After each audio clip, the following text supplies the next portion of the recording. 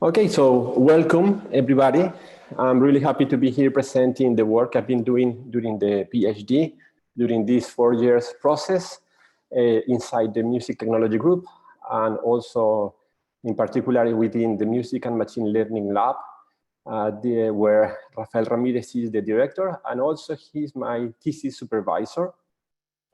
I first want to say thank you to Atau Tanaka, Gualtiero Volpe, and Sergio Giraldo for accepting this invitation to be part of this thesis defense. To be honest, it's a honor for me to have you here. And thanks to all the friends, colleagues, and family that are online. So let's start. I'm going to present those machine learning models and also deep neural networks models as an approach to modeling musical gestures, in particular the violin bow gestures. So we are going to use the violin as a test case, as a scenario to test our models. And then the context of this research is enclosure by the TELMI, which means technology-enhanced learning of musical instrument performance. This is a project that has received funding from the European Union Horizon 2020. And the consortium is composed by the Music Technology Group, the Royal College of Music, and the Università di Genova, especially the Casa Paganini Infomus. Royal College of Music is a great conservatory that is training gifted musicians from all over the world, perhaps more than 700 students. And Casa Paganini and Infomus is a research group that they develop IceWeb, for example, and they are experts in computer models, in multimodal human-computer interfaces, and they do research in nonverbal, expressive, and social behavior, among other things. Then what we are doing here in this project is to develop applications, software to enhance the music learning process by providing real-time feedback to the students. So the first generic question that we have is, what is a music expert performance? So I'm going to show you like 5 different stages of 5 different expertise. And I took a video from YouTube from a violinist that started as an adult to learn the instrument. So let's see this video. Let me see if the volume is okay. So let's check. Beginner, okay.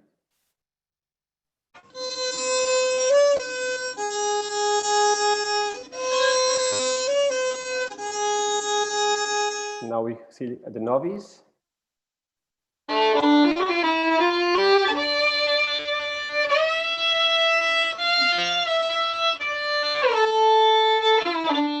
Intermediate after 2 years.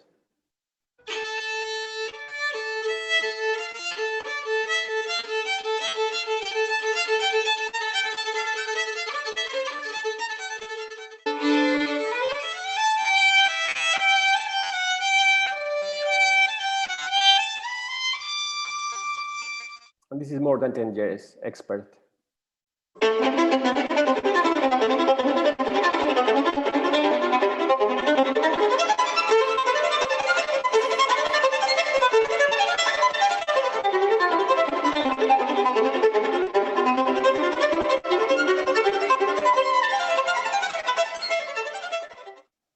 Okay, so the first question is how much effort is needed to become an expert music performer. We saw some examples of these different stages. The ideal is that if we studied an instrument, it will be possible to go through these different levels in a smoothly way and in a normal pace. But the truth is that it's very different, or it's very difficult to learn a music instrument. Musicians have to overcome stages and obstacles, and this process takes an effort. It needs repetitive practice, and also the consolidation of knowledge take years of practice. And it's very often, especially in conservatories like for example, the Royal College of Music, that some musicians abandon the school and they have high dropout rates, and mostly because there is a problem that we want to resolve, that is the lack of guidance during the home practice. So for example, the student can receive the tutoring of the teacher, give information to the student, perhaps 1 hour per week, and then they go to their home or to their practice room, and they try to copy the information that they have received, but sometimes there is misinterpretation of the technique, or they start to practice some little errors that then this error becomes a habit. They consolidate the error. So that means that after 3 years, this error is causing them to don't pass these obstacles, and also is causing them to have injuries in the future or even during the practice. So this is the main problem that we are addressing while giving information in real time to the students. So it is important to say that the quality of the study is more relevant than the quantity in terms of hours. There is a kind of myth, it's not totally a myth, maybe pseudo myth, that we need to practice at least 10,000 hours to become an expert. So this is more or less like 5 years of full dedication. But instead of trying to gather hours by practicing the same, it is more important to know what is the goal of the practice. So, to become an expert musician, normally a student has to internalize an immense amount of information. They have to learn to read music. They have to learn or acquire the ability to create music, interpret music, understand music theory, analyze music theory, memorize a big amount of information, and also perform this information. So this is like learning a new language. It takes 2 years, 3 years. The example we saw, the musician that is learning in 2 years, this could happen in an adult when they already have some background in music. It's even longer if they are starting from scratch. So factors that impact their learning, practicing music is, of course, to have a good tempo. That means that musicians have to learn to have a good sensation of time and play through it consistently. Note accuracy, that means they have to be able to practice the notes that are related, of course, to the melody or to the chords of the compositions, and improvisation would be the note that are related to the scales, for example. So which notes they are going to use. But it's also important the pitch accuracy, which is how that note is played. We could have effects like bend or glissandos. The pitch accuracy is also a relevant information, and it's a practice. The tone quality is important as well. It gives information about if the tone is warm. It's actually related to the characteristics of the timbre, the harmonics, so the quality of the sound. Correct gestural execution is this knowledge that the musician needs to develop as a body knowledge and expressiveness. Nowadays, commercially available applications give this good tempo and note accuracy as an information. With these two is quite enough information to guide a person that is practicing this traditional music or popular music as well. But now we are going to expand these options in this thesis I'm presenting about correct gestural execution. Other aspects of this information is also related to PhDs that are being conducted in the same 10-minute project. So one of the key factors is to internalize gestural actions. So what is a gesture? Gesture can be defined as a form of non-verbal communication associated with an intention or an emotional state articulation. It is directly related to the sound, and it is known as a learned technique of the body. So gestures are being studied in science, not only in music, but also in dance, in sports, in rehabilitation, and every technique that requires a production or an action. And then why is it important? It's because they are an essential part of the music expressive technical repertoire of the musician, and it's also an essential part of the sound production in the case of the string instruments, because when you have a violin, the cello, you need to produce the sound with the bow. So everything that happens with the bow is relevant in the way they're going to project the sound and generate the sound.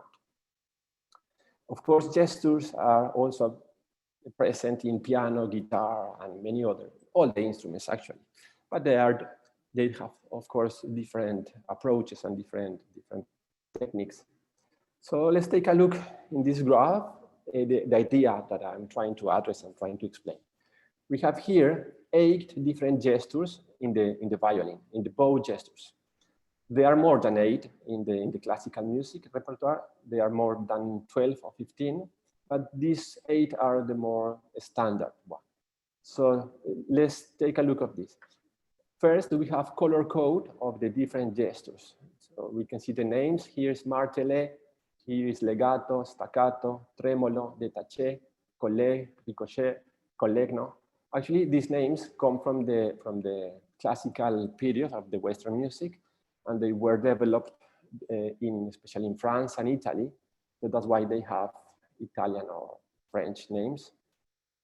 And they can be understood as a spatial trajectory. So we have here the trajectory in 3 axes of a sensor that is placed in the wrist or the forearm of the musician.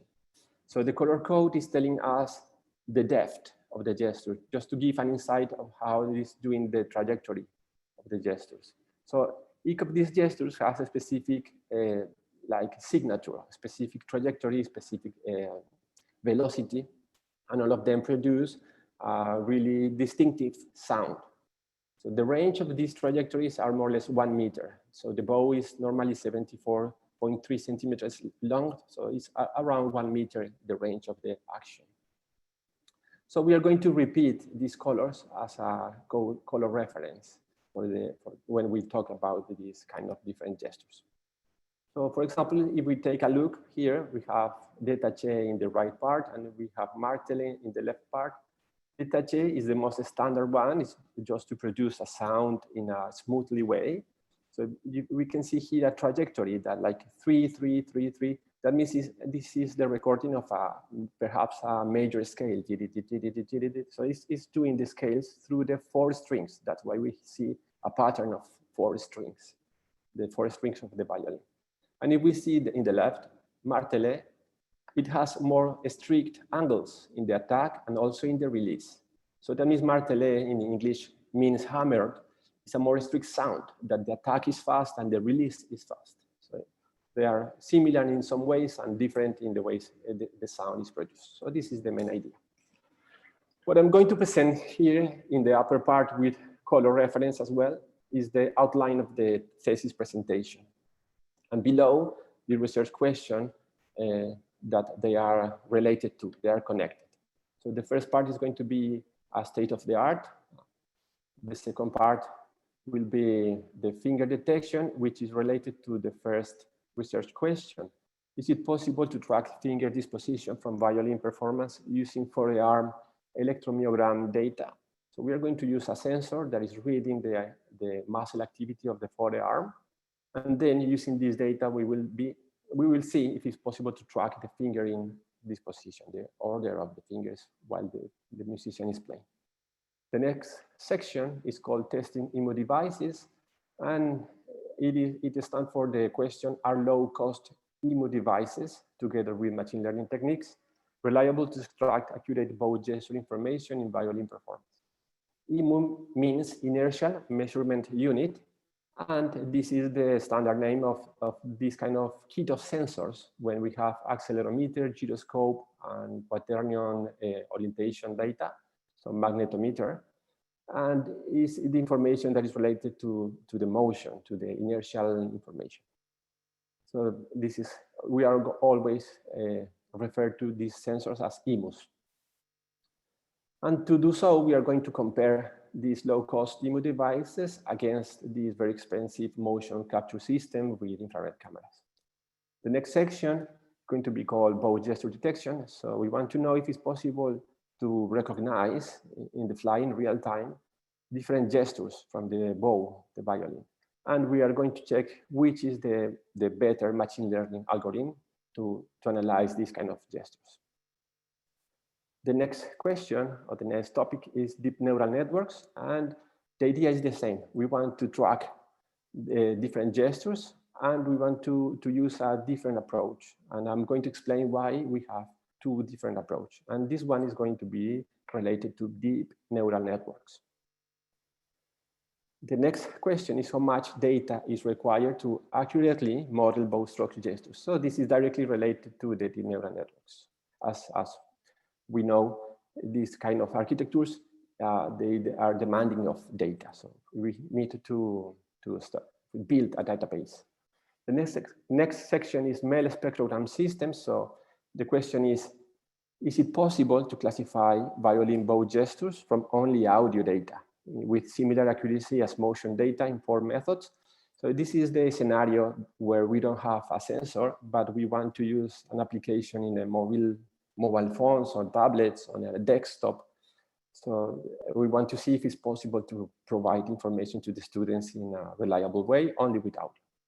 The next section is going to be music learning system. This is a software that is a front end that is gathering all of these techniques, also from other PhDs. And this is an application that we are releasing, that we are using as a project. So, and the conclusion will be all the conclusion of this work I've been presenting. Okay, so let's start. A state of the art. So here I'm going to explain the concepts that we are going to be covering during this presentation. And after doing a revision of the literature of the different techniques used to analyze time series data, we found that the hidden Markov model is a prominent method because it's particularly good as a descriptor of temporal events.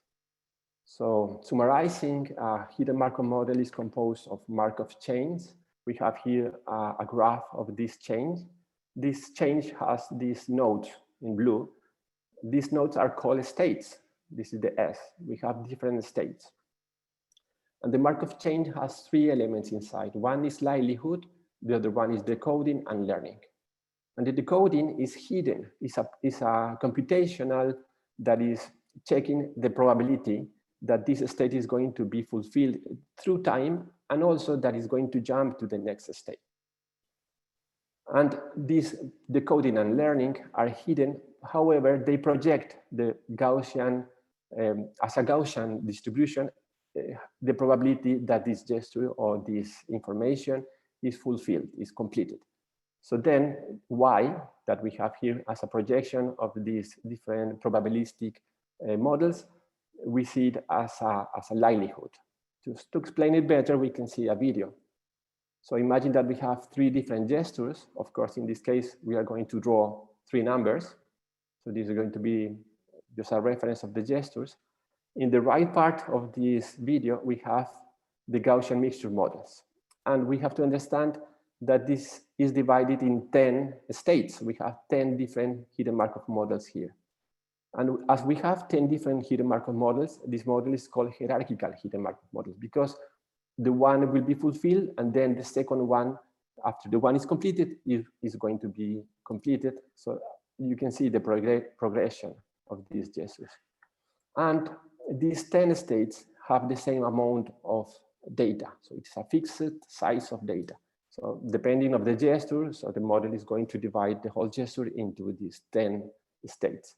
So here we have the probability of the gestures, they are competing, and then we always have the normalization that is the winner. There's always a winner. In this case, it's very clear that the system is recognizing which gesture is being performed. So we have here some of the reference of the papers. So summarizing, if we see this graph, we have an 8. That imagine that we start in this color cyan and we do this motion. We end up in the purple. It's just a reference of the order, nothing more than less. We see here an example of these states. And remember that each of these states has a fixed length of data. What is interesting in this Baum-Welch algorithm, that is the version of the hidden Markov model we are using, is that the speed of these gestures can change, can vary So if you do it slowly, that only means that this probability is going to be fulfilled slowly, but also the gesture is going to be recognized. If we do it fast, this probabilistic is going to be fulfilled fast. So that means it's really suitable, is useful to recognize gestures in a performer, because depending on the piece, the system will adapt to the information it is receiving. And hidden Markov models are being used in speech recognition. So it provides information about the correlated word and the semantic relation between a corpus. It's also used in handwriting character recognition sequences. For example, if you are writing hello, and after the H, E, L, the hidden Markov model is going to recognize that the next perhaps is L, and then you continue and it's fulfilling these different states. It's also used in human gesture recognition. It's used in natural language understanding and real-time music gestural detection production. For example, Dr. Tanaka is one of the experts in these fields.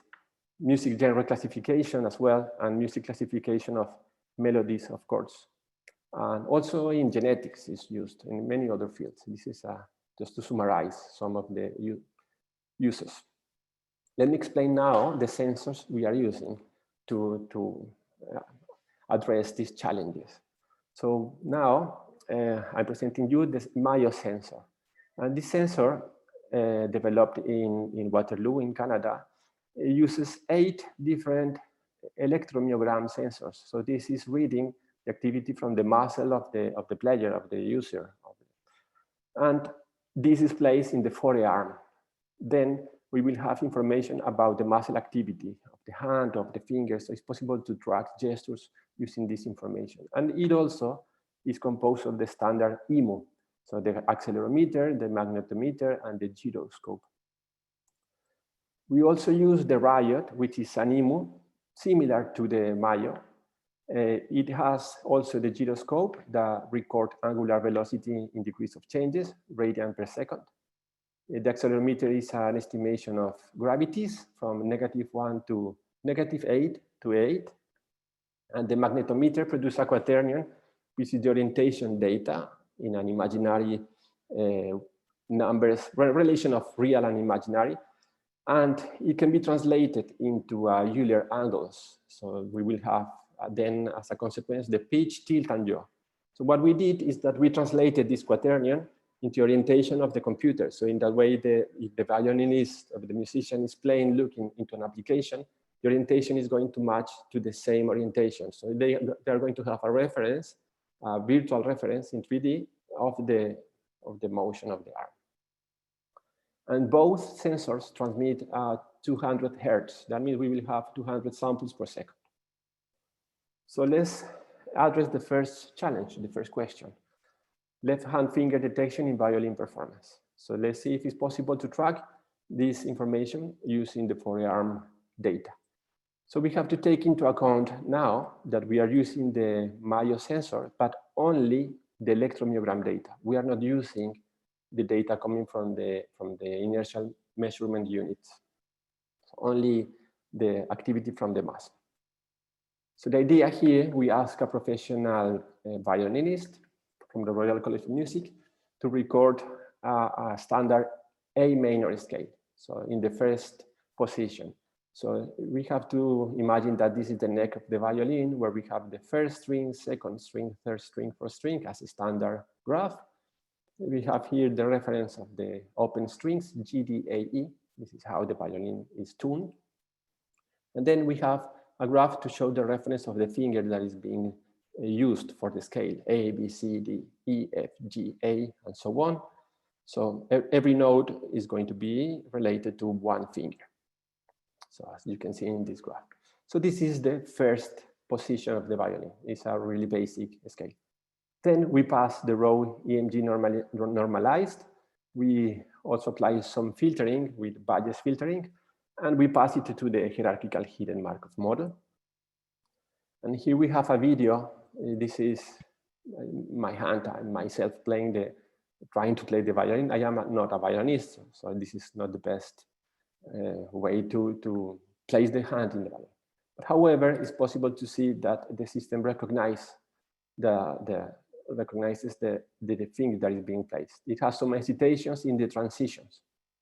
And the system has 20 states instead of 10. We see here the data coming from the electromyogram. So we test some of the standard machine learning models, like support vector machines, like nearest neighbor, naive Bayesian, decision trees. So I'm just showing the confusion matrix of two models to summarize the idea. So we see here the decision tree confusion matrix. It has more or less good accuracy report. However, the hidden Markov model reports like an optimal recognition system. So we have in this graph the likelihood progression, but this is the mean of all likelihood progression. As all of them compete, we have here the mean. So in this pack, we see how these 5 different gestures compete. Why 5? Because we have finger 1 in blue, finger 2 in green, finger 3 in yellow, finger 4 in orange, and then non-gesture, nothing, because we also have to train the system to recognize when there is no action. Otherwise, it's going to be always confused. So we have here like a way to summarize how the hidden Markov model is working. So as first conclusion, we have seen that the precision of estimation of fingers is good in intervals larger than 200 or 250 milliseconds, but drops down in intervals smaller than 200 milliseconds. It's perhaps because of the resolution that we have in the Maya. So the system is suitable for offline data analysis. We cannot use it for real-time scenario, of course, because if a violinist is playing a piece, it can be really fast finger activity. Is going to be impossible to know which one is being performed. So that means in offline, perhaps we can do some data augmentations and perform like extra analysis on it. So that means also that it works well in a very controlled scenario, when the finger deposition is recorded with a sufficient samples. Then it also presents that it has to be recorded by the person that is using it. So it is not a generic system. If a musician plays the mayo, this is also very sensible to how the mayo is placed. So you can record the data using the mapping by demonstration sample, mapping by demonstrations principle, sorry. And then it is going to be useful using that samples. But if you change the person, every person has different configurations or different even muscle or tissue constitution. So that change. So this is not a generic point of view. It's more specific to the person that is using it. So let's take into account that here we are using the Mayo, but only the electromyogram data. So we are going to keep using the same sensor, but in these cases, the EMU data. So we are not using anymore the electromyogram. We are using the sensor as a system to record inertial data, okay? So we keep the same sensor. For this next question, we are going to compare motion capture systems versus EMUs, and both applying machine learning algorithm that is going to be the hidden Markov model as shown before. So to do this task, how to resolve this issue, we ask an expert violinist, a professor, to perform these 4 standard gestures by performing a G major scale over the whole violin. G major is used in violin because it covers all the neck of the violin and also the 4 strings. Then we recorded these exercises in a motion capturing system room that is using 8 different infrared cameras. We place markers in strategic points in the body, also in the violin and in the bow. And we also place a Mayo device in the forearm, in both forearms, to gather the information, to gather the techniques. So here we have a video of the system. I have to explain a little bit the system. This is the first version of the visualization of the data coming from the Mayo. This is not taking any data from the mockup. And as you can see here, we have 7 gestures. This is the next chapter. So we have here recognizing at least 4 gestures. So I will explain the other 3 gestures that we added in the next chapter. And this is the data of the sound that is analyzing.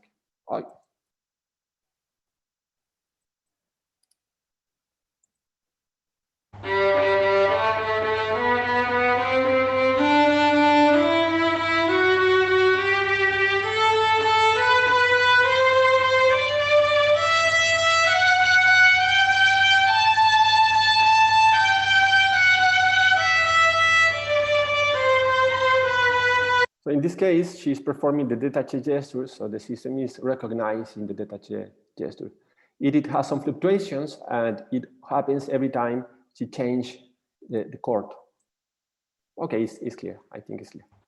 So the result is that using only mockup data from the sensors, that they are really precise information related to the bow, the violin, the arm, we pass it to the hidden Markov model, and we have a high accuracy report, as you can see in the numbers. And we have here a reference of the confusion matrix of the detections. That means A, B, C, D are the gestures, the détaché, martelé, spiccato. So we see that all of them were optimally recognized. And using only Mayo data, we also have a high accuracy report and also a very confident confusion matrix. Both systems work very optimal, they work well. So the big difference perhaps is the prices and the configuration, the setup. These mockup are expensive, more expensive or expensive than 55,000 euros, perhaps even close to 200,000 euros, and a Mayo plus computer is around 3,000. Of course, depending on the quality of the computer, it can be a little bit more, a little bit less. And also, we recognize that this is a suitable model for home scenarios. So because the mockup it needs a big room, is in a controller setup with the controller light, and you also have to place the cameras in a specific location. So it's a really complex scenario, complex system configuration. So let's go to the next question. Which are the most suitable traditional machine learning algorithms for gesture detection and analysis in violin performance? So we're going to try to recognize different gestures by applying the same techniques. In this case, we ask an expert performer to record these 7 gestures: the détaché, martelé, spiccato, ricochet, sautillé, staccato, variolage, also in G major scale, covering all the neck of the violin. And in this case, what we did is to use the EMU data from the Mayo. So we have gyroscope, accelerometer, and quaternion. We translated this information into Euler angles. We have here the graph of the cluster of the Euler angles in the space. But we also added to the data audio descriptors. And these audio descriptors are coming from the Essential library. That is a library that is also developed in the MTG. And Essential library is giving different information like root mean square, power, pitch confidence, pitch salience, among others.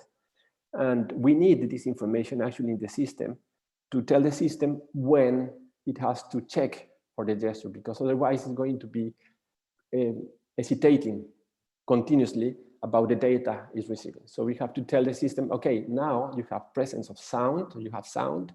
This is given by the root mean square, by the pitch confidence, also by the onset. And then you can check the information of the gesture. So the system waits until the sound is present. And we also pass this information as an extra support to the machine learning models. Of course, we tested only with sound if it's possible to recognize those gestures, and some of them are getting closer. So we are moving around the 70%, 60%, depending on the gesture, but adding on combining this data with the sensor and the audio, it goes into a high report, better report. So this is an interesting graph, and this is the recognition of the 7 gestures. So what we have here is samples in the x-axis.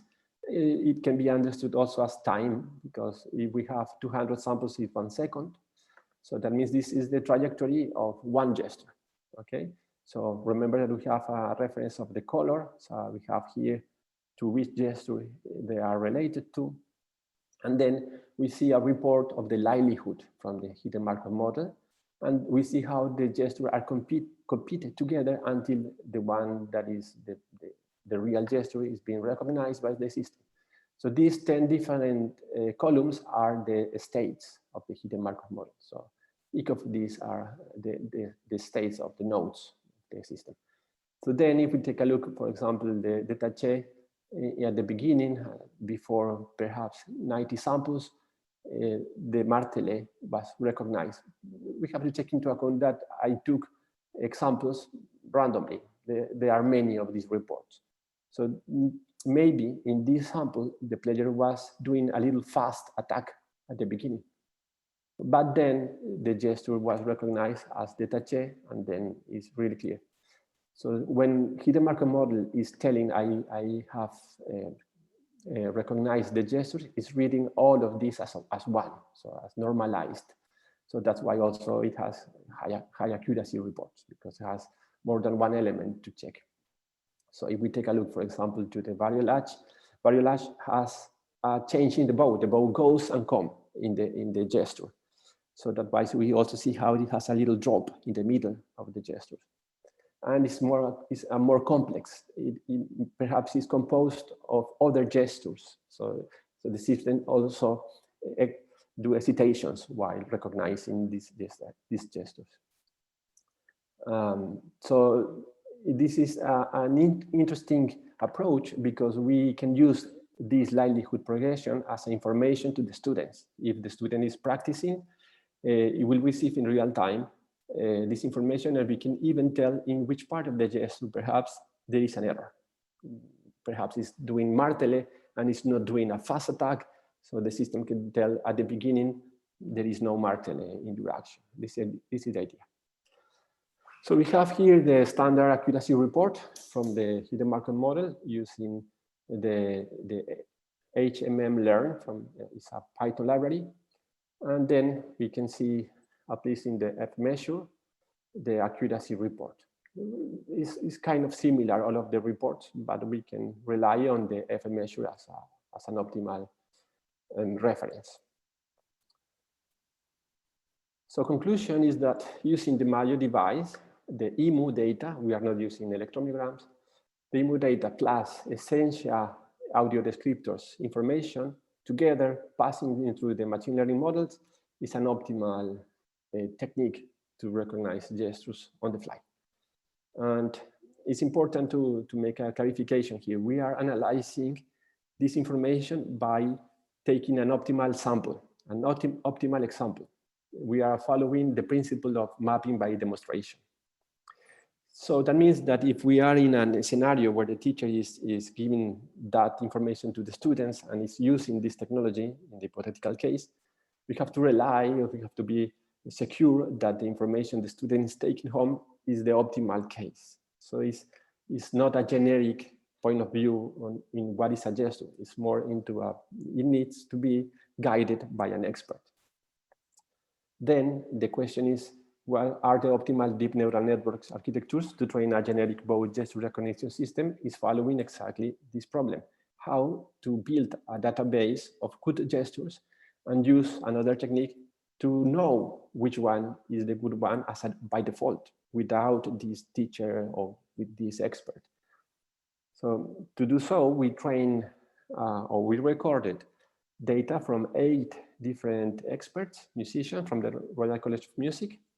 3 of them are expert teachers, managers of dedication, and we also recorded 5 students of the second year of Royal College of Music. I have to say that second year students, they are pretty good in this kind of techniques. So they are practicing already really complex pieces. So to do this kind of exercises to show the technique is something that is quite easy to them. So they are also considered as experts. And we also recorded some other amateur or semi-professional, also professional musicians in different places. But they are not used in the training. They are not used as a reference. They are used as a test. So here we have a graph that is showing these different gestures. And we can understand this graph as a signature. But instead of 2D signature in a paper, this is a 3D signature over the space. So it's the same idea that we have more or less 1 meter cube.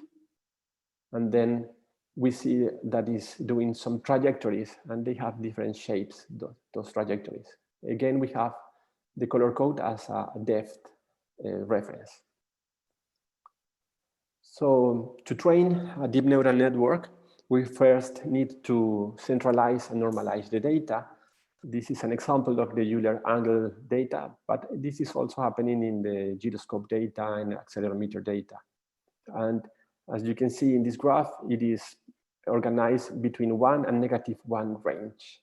And this is very important because this is the data that the deep neural networks need to use. So if something is going beyond, it can break the system or it can make the system to explode. So it's really important to have all the data organized and in a set up way, in a good way.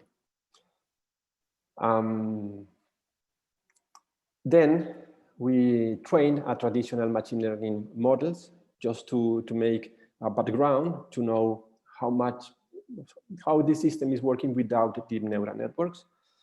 And we did some tests with the standard scikit-learn libraries. So we use Gaussian process classifier, extra trees classifier, random forest classifier, gradient boosting, bagging, k-nearest neighbors, support vector machines, decision trees, naive Bayes. And then we will see that many of them are already giving a high accuracy report, especially the Gaussian process and extra trees. So we have 97.4 as a reference of an optimal system. And if we test a deep neural network that is going to be more heavy than these traditional machine learning systems, it has to be better than 97.4 to at least to be sure that we are going to the right direction. So to do so, first, we try a convolutional neural network. Here is the architecture. So we pass the data into an input layer that is the configuration of the system that is recognizing how is the data, and we give information about the data and how the data is divided in batches. Then we have a convolutional 1D and pass to another layer, convolutional 1D. This actually is the filters that they extract information from the temporal domain. So normally convolutional neural networks are used for image classification or image recognition. The image, you can understand that it's a two-dimensional data from width and height, columns and rows.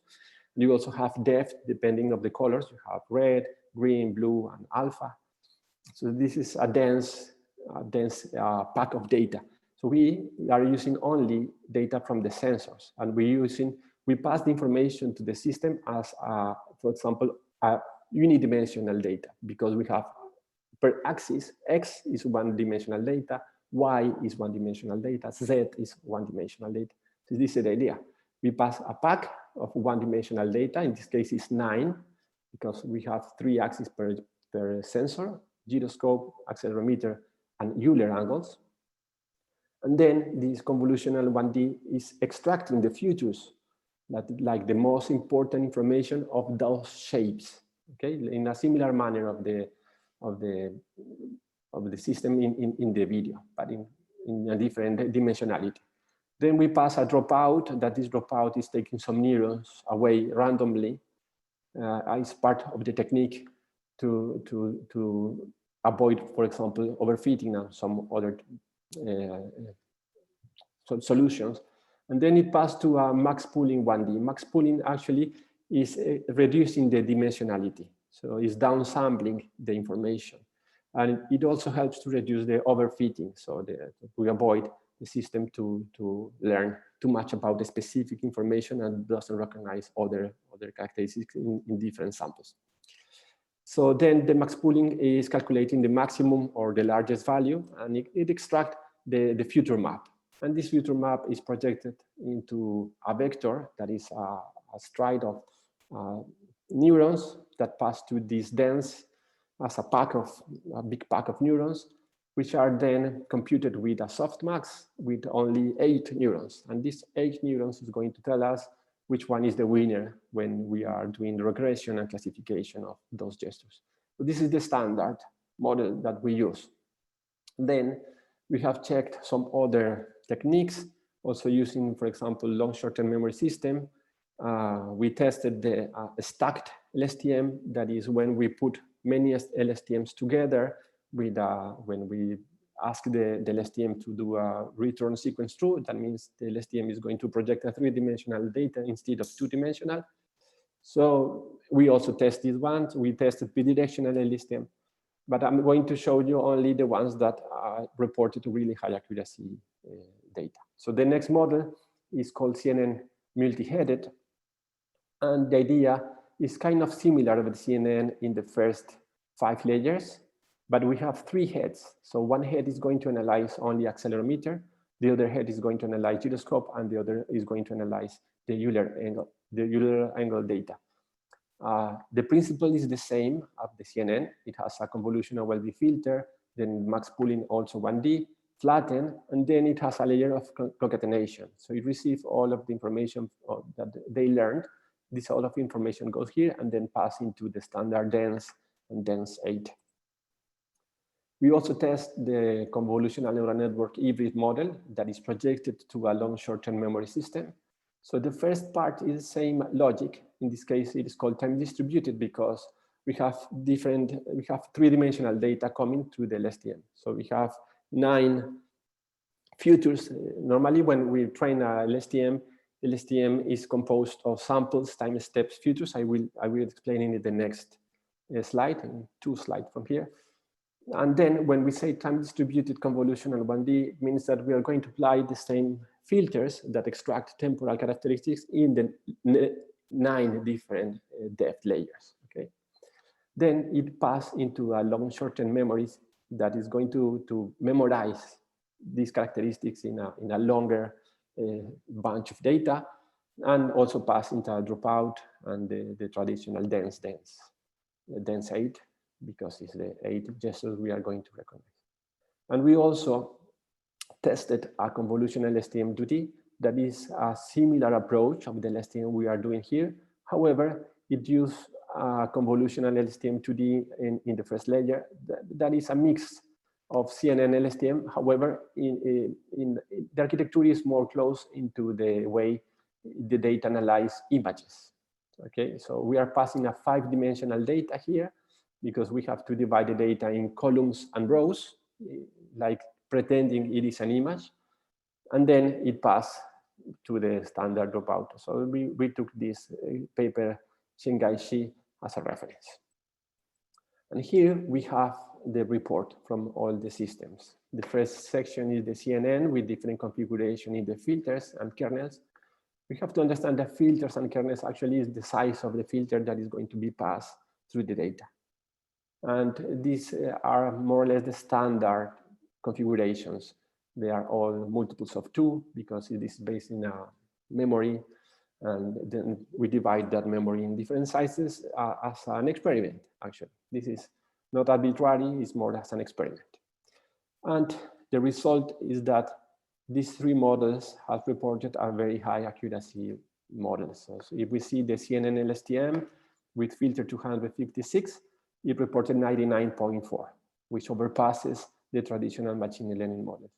And LSTMs are interesting also as a technique because in the future, we want to use them as an architecture that forecast, that can predict trajectories. So if we have a database of experts, we will be able also to predict synthetic trajectories as an optimal motion or as an optimal action.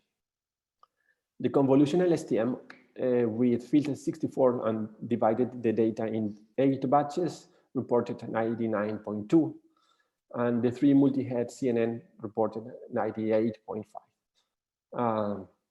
Mostly all the reports are very optimal. So here is summarizing the classification report from the CNN LSTM, where mostly all the gestures are being 100% recognized from the system. We also did this experiment of how much data is needed to accurately model these systems. So we did an experiment using all the data. So I have to say that actually using data from 8 different experts, we have done some stratification, some data augmentation. So we divided the data in, I'm going to show this graph because it's important.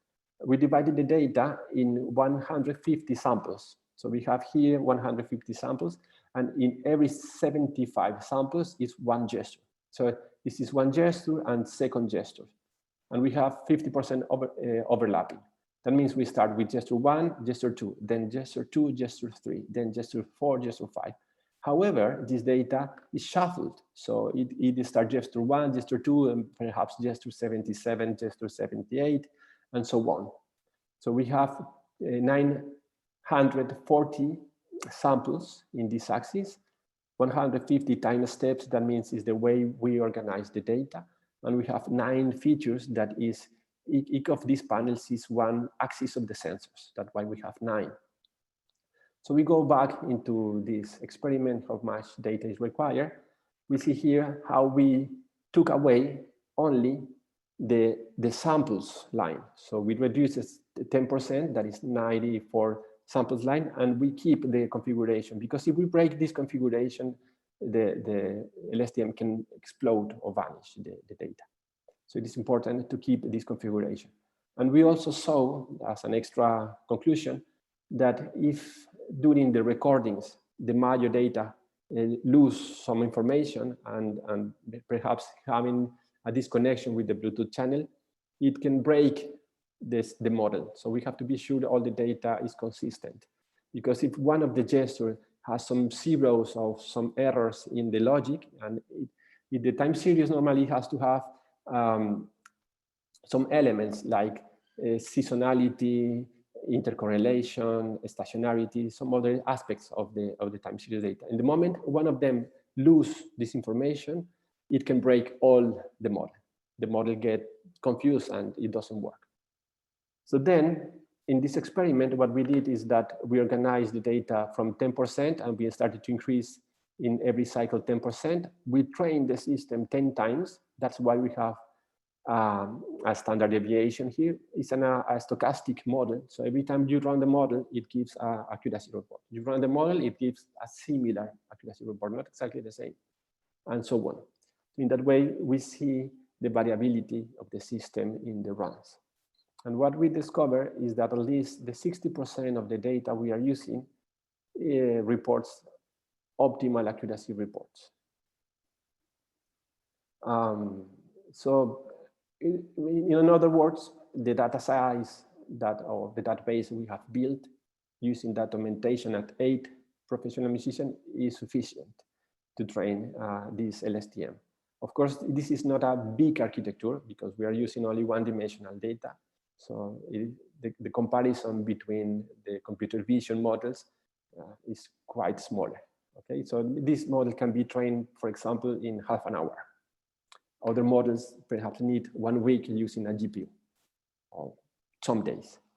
So in total, we are using 1,269,000 samples, which is around 35.2 megabytes, the whole package of data. So the next question is if it's possible to classify the same violin gestures, but only using audio data. So in the case that we don't have these IMU sensors. So to do so, we translated the recordings, the audio recordings, into MEL spectrograms representations. So MEL spectrograms is a 3-dimensional data as well that is composed of time here in the y-axis, x-axis. In the y-axis is hertz, and then in color code is the amplitude, so in decibels. So we see here a composition of the harmonics actually. In every of these strides is a note when they are performing these scales. And each of these techniques are producing different characteristics in the timbre So we pass this data into similar deep neural network architectures. So we tested a convolutional 1D CNN, which follows the same logic I just explained before. We pass it into a convolutional 2D. As we are working now with images, we can use now convolutions with two-dimensional convolutions to try to extract information from those features. And we also tested the CNN LSTM, similar architecture as the previous example, with some adjustment because we don't have any more 9 different features. We are going to have 96, much deeper, because of the size of the melospectrogram data with the filters of the melospectrogram. So it is much larger. The parameters is 5 million. The previous system only have 340 parameters. And the result that we see is that the convolutional 1D accuracy is 95. The convolutional 2D, it drops down to 84. And the CNN LSTM accuracy is 97. So it's an optimal model. So we use the same architecture and the previous before. We have here some parameters configuration of the filters. Again, just doing an experiment with the standard filtering, where the 512 was the better. And we have here also a confusion matrix of the different gestures. We see that convolutional 1D is very accurate. And convolutional 2D has some errors or it's most sparse, the data. And CNN has a high accuracy report and perhaps showing problems in detache. So the characteristics of detache is a standard sound, perhaps is very similar in terms of harmonics to many other gestures. So it has dropped out the detache. We have more conclusions in the conclusion section. So I'm going to present now the music learning system, which is this application that we are developing in C++. This is gathering all the PhDs that are in the machine learning lab, music and machine learning lab. So it's giving information about the pitch, dynamics, tone, gestural information, analysis, also expressiveness. That is another PhD from my colleague Fabio. So in this case, it is giving information as a gestural detection. So when the performer is doing an exercise, it's going to receive information in real time, which gesture is being performed, if it's okay. So this is like the backend is analyzing the data coming from the Mayo, and it's also using the essential library to recognize where is the sound. So here we have a little example of this is like a demonstration how it's supposed to work.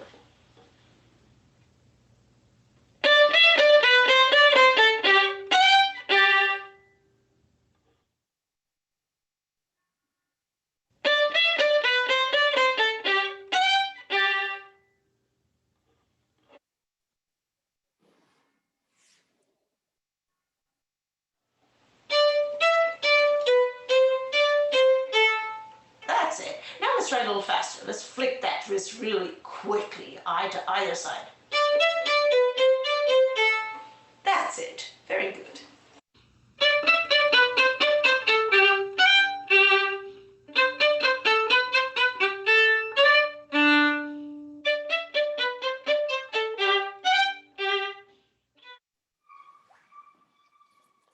Okay, let's go through discussion and conclusion to end up this thesis defense.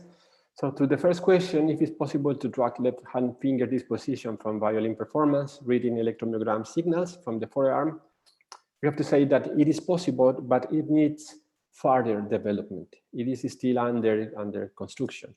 We know now that we have the limitation, the constraint of 200 milliseconds.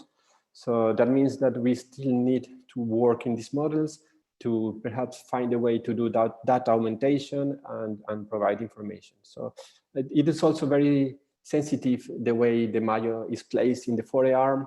So it's a system that is not fully developed. It has some constraint also because of the resolution of the electromyograms. It is also a noisy system. So it's not fully, it doesn't have a fully check mark. The second question, are low-cost IMU devices reliable to extract kinematic information in music performance by utilizing state-of-the-art architectures? We have to say that they are totally reliable. We prove this. We show in the result that they have really high accuracy reports, especially using the hidden Markov models. And nowadays, we have to say that there is a need of new interface devices to track user hand or wrist motion in real time, especially for music, because Mayo device is not available in the market anymore. It was discontinued in 2018.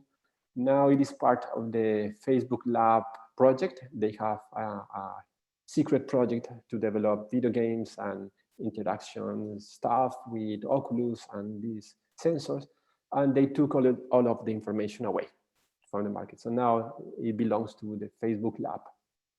So the Riot is another sensor that is super useful, but we think that there is now a need for new interfaces to be available for the research or for musicians, for the community. The third question, which are the most suitable traditional machine learning models for gesture detection and analysis in music performance? We have demonstrated in a summarized way that the hidden Markov model reported the best accuracy result.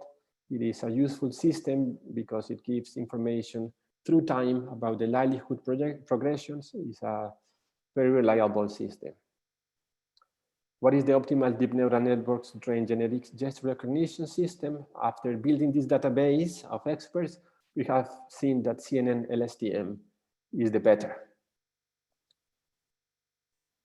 And is it possible to classify violin bow gesture from only audio data? We have seen that this is perfectly possible. However, we have to be clear about the limitation, because now we are using a control scenario, a control data. We are recording this information with a good microphone in a good environment, and we are using in the test and in the validation the same quality of the sound. So imagine that it is used in a different setup with different acoustics, with different room, different violins, is going to change. So that is for sure is going to drop out the accuracy report, and perhaps we have to find a way to use as a contact microphone perhaps, and to make a reliable acoustic system to track this information, to record or to acquire this information. So we cannot say that is fully developed. And there is also the possibility to use another deep neural network techniques. For instance, Jordi Pons has shown some other techniques using specific filtering configurations to extract information from the timbre, I forgot the name. Yes, for the different levels of the harmonics. And then we would like to also test this. So summarizing, we have proposed 3 different techniques. The first one is a real-time observation system. We call it observation because it is the way the hidden Markov model is analyzing the data. The hidden Markov model has observations. So in this case, we are using 10 different observations, and it works good as a real-time system. We also developed a database that we call memory system, that is having this as a memory by default. It knows what is an optimal gesture, and we can then use it with any other player in the world. So the system is going to tell, okay, I recognize this gesture, or the gesture is not really accurate, because it has at least a first model as a database. So it has learned from 8 experts what is a good gesture. And then we used also an auditory-inspired system. We call it auditory-inspired system because it's only using audio data with the spectrograms. So if, for example, if we ask a tennis player, for instance, to recognize information from how the hit of the ball sound, it will recognize by only the sound if it's a serve, if it's a drive, a reverse, it has an effect, a topspin, or if it's an error. But he doesn't, or he won't know the trajectory of the ball. It's similar here. We don't know the trajectory of the ball only using audio data. We don't know if they are performing exactly the same velocity and trajectory. We only know the quality of the sound. the characteristic of the sound. So that's why it is called auditory-inspired system. And these three models can be used together, so they are complementary. So all together make a pack as a technique to resolve these questions I've been showing. As contributions, then first we have proposed a multimodal synchronization system that was not present in this presentation. I didn't give information about this. It is a system that do synchronization over different modalities like video, audio, and IMU sensor data. And it records everything with the time signature. So we have all the data in a way that all the data is matched. Publicly available recording data set or expert bowing gesture techniques. And this data set is available in this link. I will show the links also in the next slides. Also a machine learning guide for future PhD interested on the topic. So the thesis I proposed is also a guide in how to train these models in an optimal way. And also it has a reference to the code that is available. We also did a custom-made C++ application as a visualization of the information. And in this case, is called the SkyNote, that is the music learning system. We proposed a hidden Markov model implementation that using the data from the Mayo and the Riot. And we also proposed a deep neural network implementation with the hybrid CNN LSTM. We also explained how to do Mel spectrogram analysis using deep neural networks.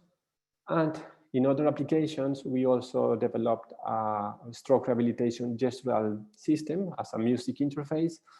And we also developed an interactive gesture-based concatenative composition system, which is an interactive installation that is placed in the Museum of the Royal College of Music, where the visitors can compose some kind of minimal classical music, Steve Reich style, only using gestures by calling different instruments. So this is right now being placed in the Royal College of Music.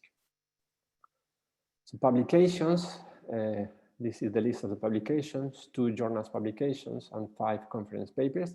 This is the work we have been conducting during these 4 years at the Music Technology Group. And as a future work can be understood also as some limitations. So we have to explore the applicability of attentional networks. This is like a future work in the context of the thesis, because attentional networks are used in commercially available applications such as Siri, Alexa, Google Assistant. And what they do is that they recognize specific commands with the voice, and they trigger actions by these commands.